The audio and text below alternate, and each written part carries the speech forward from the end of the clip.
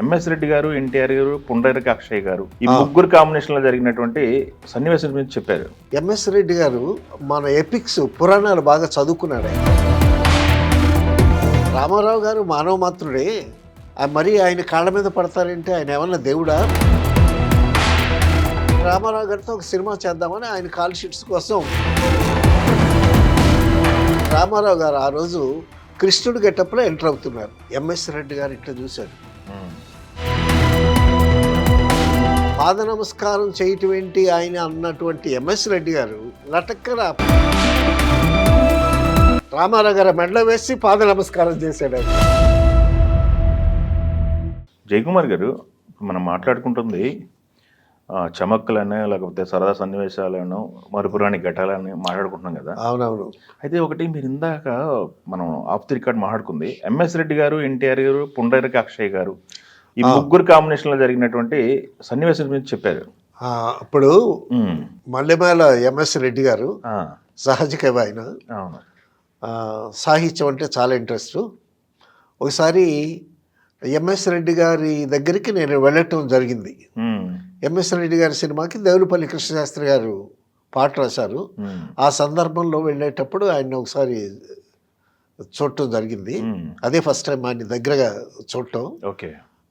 ఈయన ఎవరంటే నా మిత్రుడు అని చెప్పారు. ఈయన కృష్ణశాస్త్రి గారు స్క్రిబ్లింగ్ ప్యాడ్ మీద రాశారు. అబ్బాయి నీకు కూడా కవిత్వం వచ్చా అని అన్నాడు. అంటే కవిత్వం రాదండి, కాస్త కుస్త రాస్తాను అన్నాడు. Very good. అదే చిన్న చిన్న నీటి బొట్లే మహాసముద్రం అవుతాయి, little drops of water make the mighty ocean అన్న సెన్స్లో మాట్లాడాడు ఆయన. ఆ విధంగా పరిచయం. ఓకే. తర్వాత ఎంఎస్ రెడ్డి గారు మన ఎపిక్స్ పురాణాలు బాగా చదువుకున్నాడు ఆయన. రామాయణం అంటే చాలా ఇంట్రెస్ట్. అందుకే గుణశేఖర్తో బాలరామాయణం తీశాడు ఆయన. దానికి నేను పనిచేయవలసిన అగత్యం వచ్చి కూడా వేరే సినిమా ఉండటం వల్ల మిస్ అయ్యాను నేను. ఆ విధంగా ఎంఎస్ రెడ్డి గారు ఒక మంచి సాహిత్యకారుడు, సహజ కవి, మల్లెమాల పెన్నేమో. ఆయన ఏంటంటే చాలా ప్రాక్టికల్గా ఆలోచించేటటువంటి వ్యక్తి, మానవత మానవ విలువలు ఉండేటటువంటి వ్యక్తి. అయితే ఎన్టీ రామారావు గారి విషయంలో ఆయన ఆలోచన ఏంటంటే రామారావు గారు మానవ మాత్రుడే, మరి ఆయన కాళ్ళ మీద పడతారంటే ఆయన ఏమన్నా దేవుడా, రాముడా, కృష్ణుడా నిజంగా అనేటటువంటి నోషన్ అది. అంటే పాద నమస్కారం అనేది ఆయనకి ఎందుకో నచ్చదు. సార్ ఆ విధమైనటువంటి అభిప్రాయం అయింది బిగినింగ్ డేస్లో. తర్వాత ఏకలవ్య సినిమా చేశాడు ఆయన, పౌరాణిక సినిమా ఏకలవ్య చేశాడు. అలాగే రామారావు గారితో ఒక సినిమా చేద్దామని ఆయన కాల్ షీట్స్ కోసం పుండరీక అక్షయ్ గారిని పరిచయం చేసుకున్నారు. పుండరీక అక్షయ్ గారి దగ్గరికి వెళ్ళి ఇలాగా నేను ఒక సినిమా చేయాలనుకుంటున్నాను, రామారావు గారితో ఒక సినిమా చేస్తే బాగుంటుంది అదే అనే ఉద్దేశంతో ఆయన కలిశారు. సో పుండరీక అక్షయ్ గారు రామారావు గారికి బ్రదర్ ఇన్ లా అవుతారు.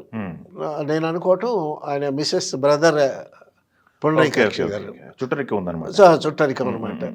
సో సరే ఇవాళ రామారావు గారు ఫ్లోర్లో స్టూడియోలో ఉంటారు, స్టూడియోలో కలుద్దాం, మీరు అక్కడికి వచ్చేసండి, నేను వచ్చేస్తానని చెప్పారు.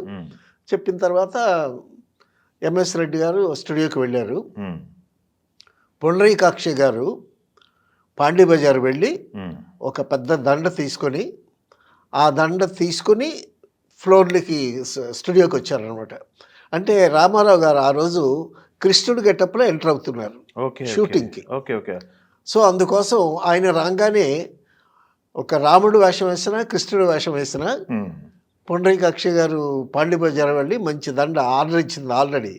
వచ్చి ఆయనకి ఆ గెటప్లో కృష్ణుడు కానీ రాముడు కానీ ఆ గెటప్లో రాగానే ఒక దండ వేసి లోపలికి ఫ్లోర్లోకి తీసుకువెళ్ళటం అనేటటువంటి అర్థమైంది. సో పుండరీక అక్షయ్ గారు వెళ్ళి పాండీ బజార్ వెళ్ళి ఆ దండ తీసుకుని వచ్చారు. ఆల్రెడీ అక్కడికి ఎంఎస్ రెడ్డి గారు వచ్చి ఉన్నారు. సో ఒక 10 నిమిషాల్లో రామారావు గారు వచ్చారు.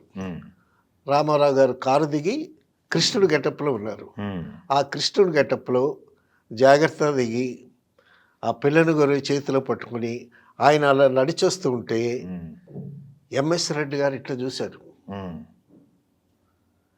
ఆయన ఆ పిల్లని కూడా పట్టుకుని వచ్చేటటువంటి ఆ స్టైల్లోనే అసలు సెట్లో ఉండేటటువంటి వాళ్ళంతా నిజంగా ఆ కృష్ణ పరమాత్ముడు భూమికి దిగాడా అన్నంత ఆయన ఆ గెటప్లో చూడటమే చాలా నేత్రానందం అండి. సో కొన్ని క్యారెక్టర్స్ దేవుడి క్యారెక్టర్స్ వేస్తే రామారావు గారే వెయ్యాలి, ఇంకా నభూతో నభవిష్యతి. అటువంటి పర్సనాలిటీ కానీ, అటువంటి ఫిగర్ కానీ, అటువంటి హావభావాలు కానీ, ఆయన నడక కానీ, ఆ పిల్లని గౌరి చేతిలో పట్టుకొని ఆయన వచ్చేటటువంటి తీరు కానీ చాలా నేత్రానందం. సో పుండరీకాక్ష గారు దండ పట్టుకొని రెడీగా ఉన్నారు ఆయనకి వేద్దామని. ఇంతలోకి ఆయనకి దగ్గరగా రాగానే పాద నమస్కారం చేయటం ఏంటి ఆయన అన్నటువంటి ఎంఎస్ రెడ్డి గారు రామారావు గారు రాగానే లటక్కన పుండరీకాక్ష గారి చేతిలో దండ తీసుకొని రామారావు గారి మెడలో వేసి పాద నమస్కారం చేశాడు ఆయనకి. Okay okay okay okay. అంటే ఒక వర్చస్సు, ఒక కళ, జీవకళ ఒక్కొక్క మనిషిలో ఉండేటటువంటి ఆ చారము, ఆ డివైన్ ఫేస్లో ఉండేటటువంటి ఎక్స్ప్రెషను. రామారావు గారు చిరునవ్వు నవ్విన కృష్ణుడి భాషలు, ఆ తమాషాలు అవన్నీ మనం ఎన్నో సినిమాల్లో చూసాము. తర్వాత మేము సంపూర్ణ రామాయణ సినిమా పనిచేస్తూ ఉండేటప్పుడు కేవి రావు గారు సీనియర్ కో డైరెక్టర్. సో తోటగారు ఆర్ట్ డైరెక్టర్ గారు వచ్చారు. ఏమయ్యా రావు, ఏదో పౌరాణిక సినిమా చేస్తున్నావు నువ్వు అని అన్నారు.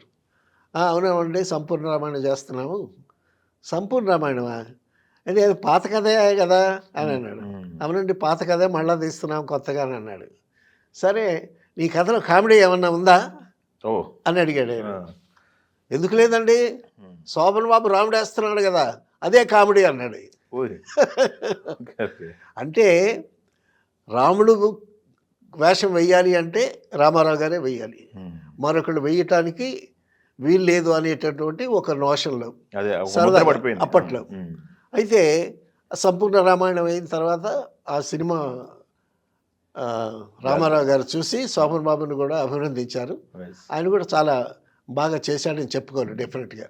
అంటే రామారావు గారి మీద ఉండేటటువంటి ఆయన చేసినటువంటి క్యారెక్టర్స్ కానీ, ఆయన ఇచ్చినటువంటి పర్ఫార్మెన్స్ కానీ, ఆయన పౌరాణిక చిత్రాల మీద వేసినటువంటి ముద్ర కానీ అంత బలంగా ఉన్నదనే దానికి ఒక ఉదాహరణ అనమాట.